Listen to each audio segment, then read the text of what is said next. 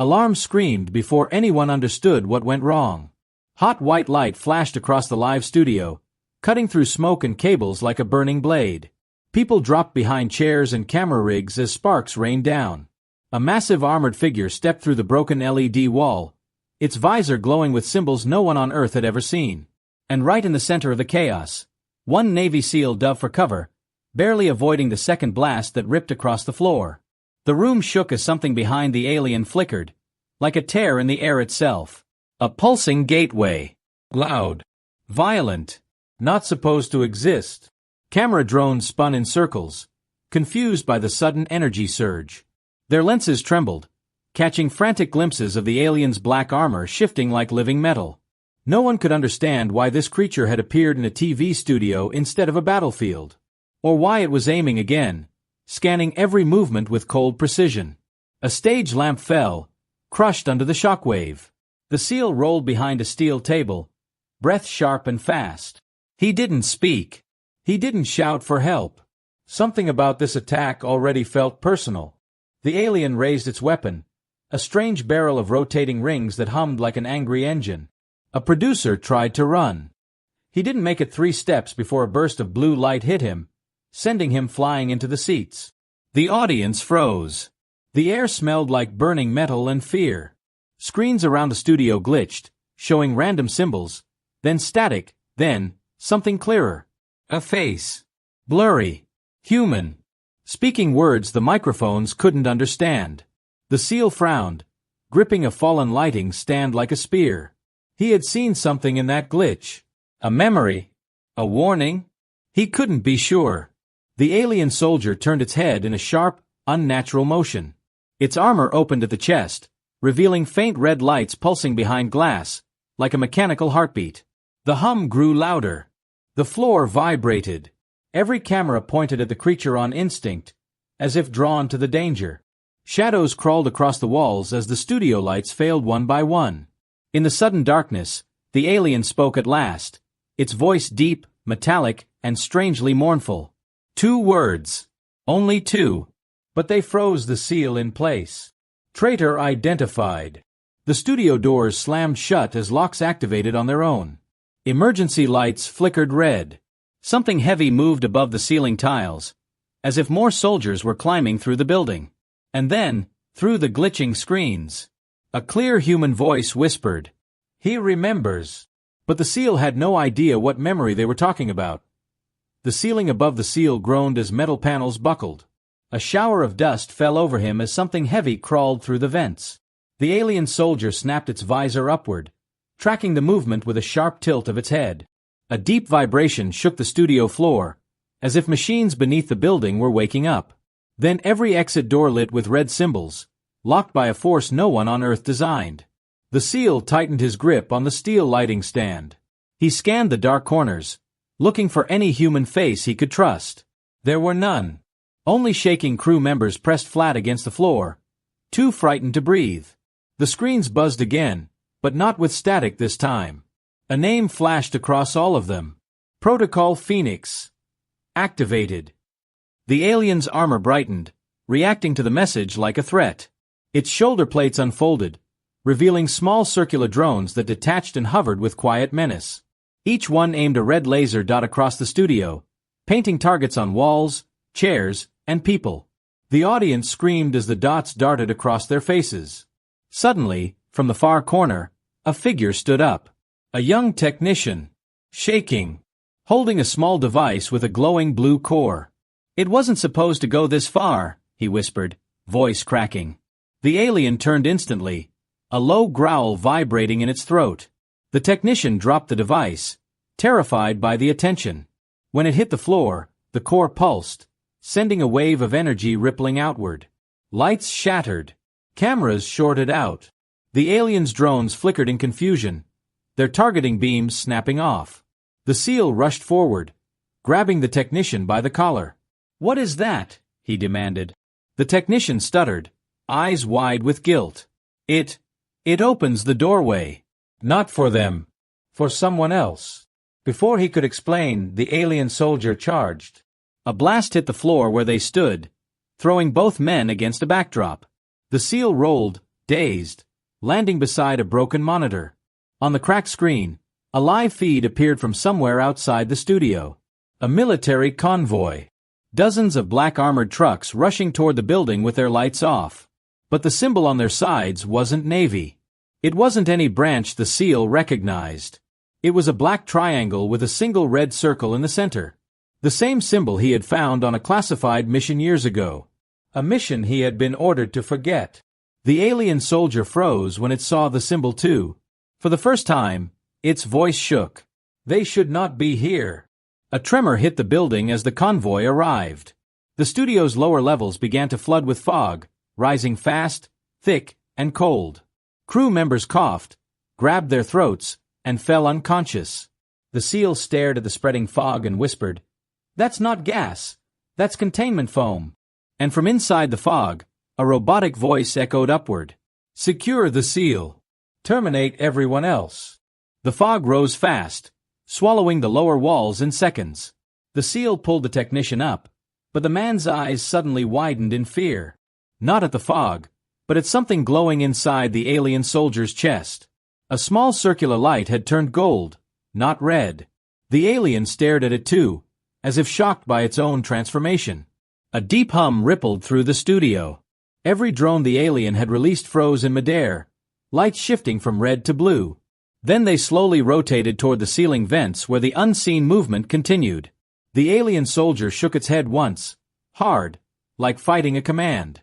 "Not now," it growled, voice cracking with static. The technician tore free and ran toward the stage steps. But he didn't make it. A black armored trooper emerged from the fog and grabbed him by the throat. The trooper lifted him like he weighed nothing. His visor displayed scrolling data, analyzing the technician's face. "Unauthorized witness," the trooper said calmly. The SEAL lunged forward, but he was too late. The trooper dropped the technician into the fog, and the foam swallowed him without a sound. The SEAL froze, fury tightening his jaw. These weren't rescue teams. This was a cleanup squad.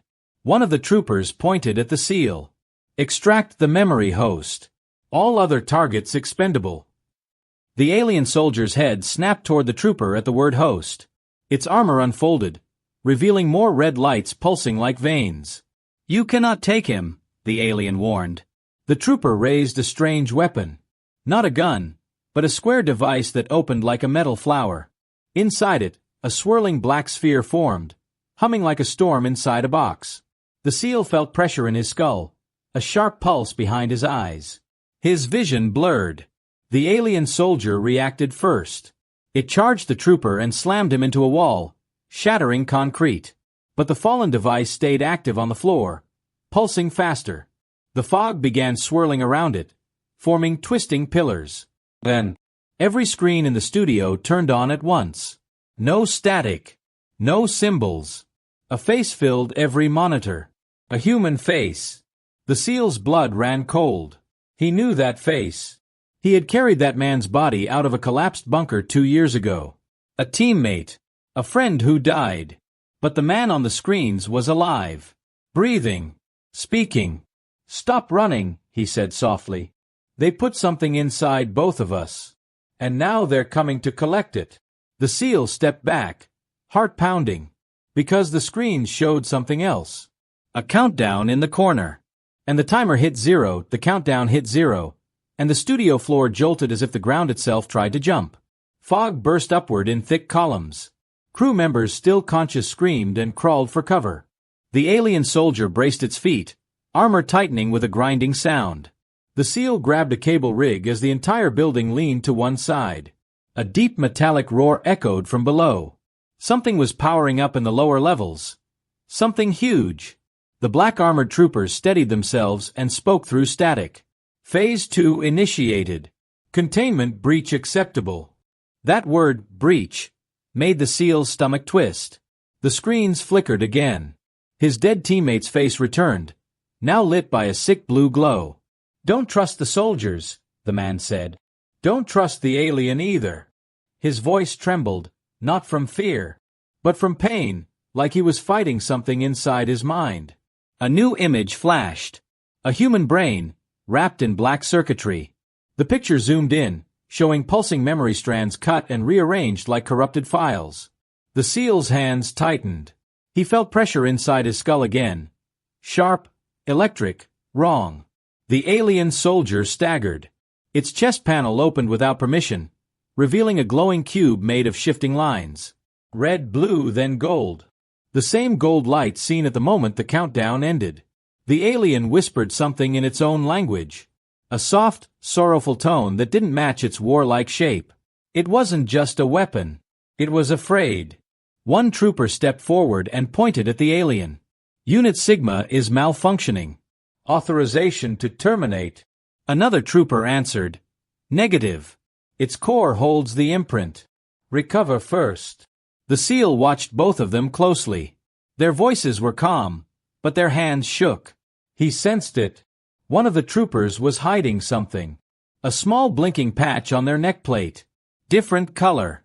Different pattern. A disguised rank. Why hide rank from their own squad? Before he could move, the disguised trooper tilted their helmet toward the SEAL. A private gesture. A warning? A threat? He couldn't tell. The alien soldier suddenly roared. Its armor cracked open like a bursting shell.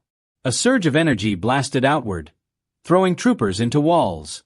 The gold light in its chest cube brightened until it hurt to look at. Then, a hologram shot upward from the cube. A spinning image. A memory fragment. The SEAL saw himself in it, younger, bloodied, standing over a fallen alien on a dark battlefield he could not remember fighting in. The hologram whispered, "You made the first promise. You broke the pact." The studio floor split open beneath them as something enormous rose from the depths, and a second alien soldier climbed out, staring straight at the SEAL. The second alien soldier stepped from the crack in the floor and lifted a spear of pure light. Without warning, it pointed the weapon, not at the SEAL, but at the first alien soldier. A deep pulse shot out, freezing the older soldier's armor in mid-motion. The gold light in its chest dimmed. Control had shifted. The SEAL backed away, breath sharp, unsure who the real enemy was now. The new alien's armor was darker, smoother, built for command. Its visor opened briefly, revealing eyes that glowed like molten metal. "Protocol Phoenix failed," it said in a cold, quiet voice. "Phase 3 begins." Above them, the roof shook. A thin beam of red light cut downward from the sky, melting metal like ice. People screamed and crawled toward the corners. The disguised trooper, the one with the strange rank patch, stepped closer to the SEAL. Without turning their head, they whispered, "That beam is not ours." The second alien soldier raised its spear again. A storm of dust and fog swirled at its feet as it stepped toward the disabled first alien. The older soldier tried to speak, but its voice glitched, broken. The second soldier pressed a hand against the first soldier's chest cube. For a moment, the gold light flared, and a hologram burst upward, replaying a fragment of the SEAL's past. But this time, something new appeared. A human commander, standing beside the young SEAL on the alien battlefield, giving orders. Orders the SEAL did not remember. The SEAL staggered, gripping his head. Images flashed. Too fast, too violent, too real. He had fought there. He had spoken their language. He had made the first promise. The disguised trooper grabbed his arm. "Listen. They aren't invading. They're collecting." The SEAL pulled free, furious. "Collecting what?" The trooper hesitated, just 1 second too long. The second alien soldier answered instead. "You." Its voice echoed through the building like rolling thunder. The black beam from above widened, lighting the studio in a red glow. The second alien looked up, displeased. "That ship is not ours. They have come early." The troopers panicked. Unknown craft entering low orbit. Shields dropping. Who gave them the codes? The building trembled as something vast passed overhead. The red beam flickered, then split into 5 smaller beams scanning the area. The disguised trooper suddenly pushed the SEAL behind a broken wall. "I can't hide you from them much longer," they whispered. "I wasn't supposed to tell you this part." The roof above them split apart, revealing a massive triangular warship blotting out the sky, and its loudspeaker broadcast the SEAL's full name, rank, and the command, Surrender the hosted memory or Earth will be erased. The warship's voice echoed through the torn ceiling, cold and absolute. The seal froze as the spotlight locked onto him like a burning eye. Then the older alien soldier, still trapped by the spear's energy, suddenly spoke 2 words. He remembers. And the studio lights blew out at once, plunging everything into darkness. A sharp blue flash cut the dark. One of the troopers pointed a scanner at the seal, but the device sparked and exploded in his hand. The trooper fell back, screaming as his visor cracked open. A symbol glowed on the seal's forehead for one brief second, a rotating ring of alien code. Then it vanished. The second alien soldier hissed. His memory seal is breaking. Fog spiraled upward, reacting to the energy around the seal. The disguised trooper stepped forward, voice low. You were never supposed to wake up. The seal stared at them, rage mixing with fear. What did they put in my head? No answer came. Instead, the floor beneath them shook as panels unlocked and slid apart, revealing a hidden chamber below. Inside it, a coffin-like pod. Human-sized. Frozen. Marked with the same alien code that had flashed on the seal's skin. The disguised trooper climbed down first. This is why they want you, they said, touching the side of the pod. The ice on it cracked, spreading in thin white lines. The seal could see a human silhouette inside. A familiar silhouette. The second alien soldier dropped into the chamber behind them. You stole what belonged to us, it said. You carried our war mind. You carried our enemies' memories. The pod lights flickered, reacting to the presence of all 3. The seal shook his head. No. This isn't possible. I don't know any of this. But even as he denied it, faint images pulsed behind his eyes. A battlefield sky, a burning ship, a fallen alien reaching out to him. The older alien soldier limped to the opening above, chest lights flickering weakly. It looked down at the pod and whispered, Open it. He must see. The disguised trooper's hands hovered over the control panel. They hesitated, shaking. Not from fear of the aliens. From fear of the truth. A sudden blast from the warship split the ceiling wider, sending debris crashing into the studio. Time was running out. The seal stepped toward the control panel. If this is inside my mind, he said, I'm ending the lies. The panel beeped. The seals on the pod released with a long hiss. Fog poured out like white fire. The figure inside opened its eyes. And it had the seal's face. The pod cracked open, and the second seal, same face, same eyes, sat up with a violent gasp. The lights around the chamber exploded in a burst of white sparks. The warship above changed tone, its engines roaring like a storm falling from space. The second alien soldier stepped back in shock. 2 hosts, it whispered. Impossible. The duplicate seal grabbed the edge of the pod, shaking, confused, furious. He looked at the real seal with wild fear, as if waking from a nightmare. Who are you? He demanded, then flinched, clutching his skull as if something burned inside it. The disguised trooper aimed their weapon at both versions. No sudden moves. Either of you. Before anyone could speak, the building trembled again. But this time the shaking wasn't from the aliens.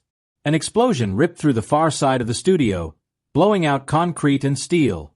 A new group stormed in, wearing dark gray armor marked with Earth's government crest. Official. Powerful. Prepared.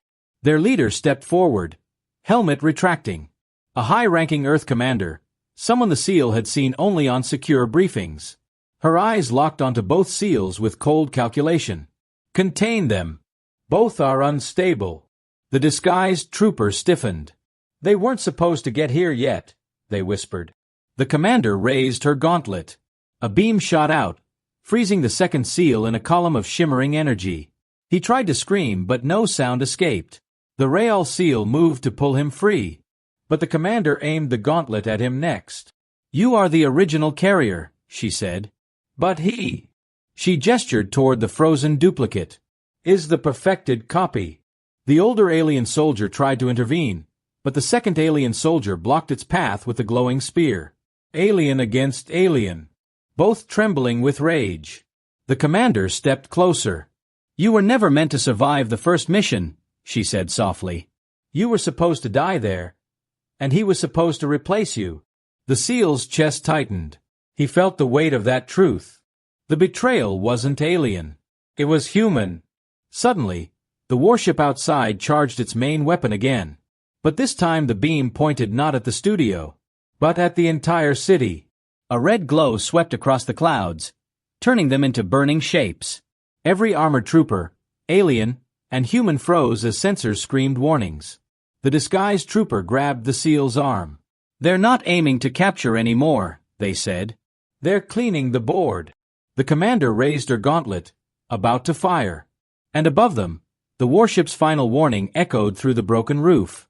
Planetary strike in 30 seconds. Dust hung in the air when the light hit them. Faces froze. Everyone saw the same shape forming in the glow. No one spoke. They all knew this moment changed everything. The ground trembled like something underneath was waking. Mira stepped back, eyes wide, as if she finally understood a piece of the truth. Jonas raised his rifle, but his hands shook. The shape in the light stretched, split, then folded inward like a door opening. Cold wind rushed out of it, carrying a sound that was almost a voice. A shadow moved behind the glowing frame. Talon whispered, "This is not a signal. It's a path." No one wanted to believe him, but the fear in his eyes said he believed it himself. A soft hum grew louder, pulsing like a heartbeat. Something responded from far away, answering the hum with a darker tone. Mira touched her pocket, protecting the small device she hid since the start. She swallowed hard. She knew it would matter soon, but she didn't know if she would survive long enough to use it. The doorway brightened. Inside, a pattern appeared. Spirals, symbols, shapes that felt familiar but wrong. Jonas whispered, "We've seen this before, in the ruins." He didn't explain. He didn't need to. Everyone remembered the carvings that made no sense until now. A second pulse shook the ground. Dust rained from the broken ceiling. A few soldiers stumbled back as the light shifted color, fading from white to deep red.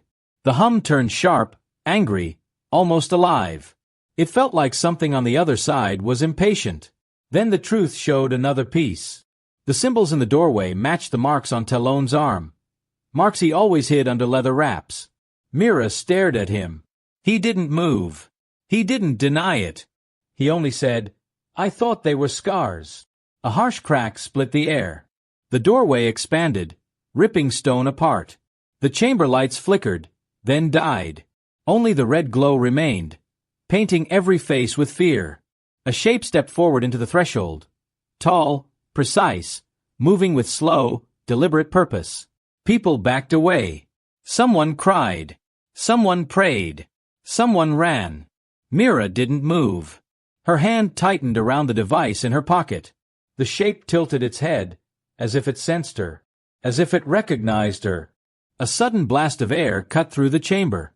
The doorway stretched wider, bending metal and stone like paper. A second shape stepped out beside the first. Both turned toward the group. And then, the red light surged, swallowing the room whole. The red light slammed into them like a wave. People screamed. Someone shouted to run, but there was nowhere to go. Stone cracked under their feet. The air felt tight, like the world was holding its breath. The two figures stepped closer, their shapes sharper now. Jonas fired, but the bullets bent mid-air and dropped like metal tears. The ground buckled. A deep rumble rolled through the chamber. Mira felt the device in her pocket heating up. She didn't pull it out. Not yet. She didn't know what it would do, only that it wasn't meant for peace. Talon grabbed her arm and pulled her behind a crumbling pillar. His voice shook. "It's starting. They're here to finish it." A piercing tone rang out, cutting through the panic. The figures paused, turning toward the sound. It wasn't coming from the chamber. It was coming from above. A hatch in the ceiling thudded open and a rope ladder dropped through the dust. A girl climbed down, younger than Mira expected, face smeared with ash. She held a cracked tablet to her chest. "I can shut the doorway," she said, voice trembling but sure. Everyone stared. No one knew her. Talon stepped forward, stunned. He whispered her name, barely audible. Mira caught the look in his eyes, a truth he had never shared. The girl glared at him. You should have told them the real reason we're here. He lowered his head, guilty and silent. The red glow intensified. The two figures moved again, faster now. The girl tapped her tablet, and a blue field flickered around her hands. The figures hesitated. Mira realized the girl wasn't lying. She could fight them. But the chamber ceiling began to fall. Huge slabs of stone crashed around them. Jonas shoved two soldiers out of the way, taking the hit on his shoulder. He groaned but stayed standing. For the first time, Mira saw fear break through his calm. The girl raised the tablet higher. A line of symbols appeared, symbols that matched the ones in the doorway. The device in Myra's pocket pulsed in sync with them. Her breath caught. This was no accident. Talon stepped toward the girl, desperate. You don't know what shutting it will cost. She stared at him, eyes full of something fierce and broken. I do. The figures rushed forward. The chamber shook violently. Mira pulled the device from her pocket. It glowed, brighter than the doorway. Everything froze for one impossible second. Then the device cracked open in her hands. Light burst from the cracked device, not outward, but inward. It pulled the chamber into a single point. Everyone froze in place, unable to breathe or move. In that frozen second, Mira saw the truth unfold like a silent film. The real enemy wasn't the two figures. It was her device. A voice rose inside the light, calm, ancient, and familiar. Mira, you were never meant to stop the doorway. You were meant to open it fully. Her heart slammed against her chest. The light wrapped around her like warm cloth. Memories she had never lived flooded her mind. She saw scientists long gone, arguing in a dark room. They built the device as a key, not as a weapon. They hid it inside a false mission, using stories of war to conceal the truth. The doorway wasn't an invasion point. It was a rescue line, for a world they had already lost. The two figures stepped back, bowing their heads. Their shapes shifted, turning clearer, almost human. You carry our last hope, one of them whispered, voice soft like breaking glass. The girl with the tablet stared in shock, her hands shaking. Talon looked at Mira as if he finally understood everything. The chamber walls dissolved into white mist. The floor changed into a vast, open plain filled with dim stars. It wasn't a room anymore. It was the space between worlds. A cold wind blew across them, carrying distant echoes. Jonas knelt, touching the ground, his eyes wide with fear and awe. The ancient voice returned. All of you were chosen. Not because you are strong, but because you can change. The mist swirled, revealing a broken world beyond the stars. Cities collapsed. Skies torn open. A world calling for help. Mira felt tears rise. This is what you wanted us to save? The voice answered gently. No. This is what you will become, if you choose wrong. The girl lifted her tablet. New symbols burned across the screen. A choice appeared, a real one. Close the doorway and seal both worlds apart forever. Or open the doorway and bind the two worlds into one. Talon's voice broke. Mira, whatever you decide, we follow you. She held the cracked device close. The light slowed. The stars dimmed. Time waited for her answer. Mira took a breath. Her hand moved toward the glowing center. The entire plane trembled as reality thinned. Everyone leaned toward her, desperate, afraid. And a new voice whispered behind her, cold and alive. Mira, don't choose yet. You haven't met me.